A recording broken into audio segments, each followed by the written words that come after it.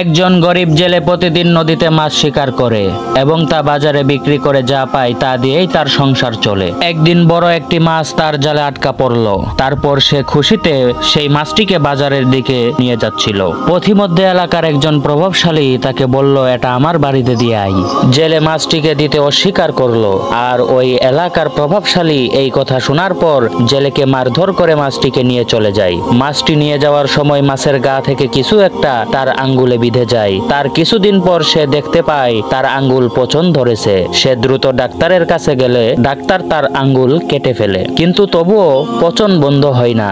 আর তার কিছুদিন পর তার সমস্ত হাত কেটে ফেলা হয়। এরপর সে সাথে সাথে দৌড়ে সেই জেলের বাড়িতে ছুটে যায় এবং বলে, তুমি কি এমন বলেছ যে যার কারণে আমি এমন শাস্তি পাচ্ছি? জেলে উত্তর দিয়ে বলল, আমি সেদিন শুধু কান্না করে আল্লাহকে বলেছিলাম, হে আল্লাহ, এই লোকটা তার শক্তি দেখিয়ে গেল, তুমি তোমার শক্তি দেখাও।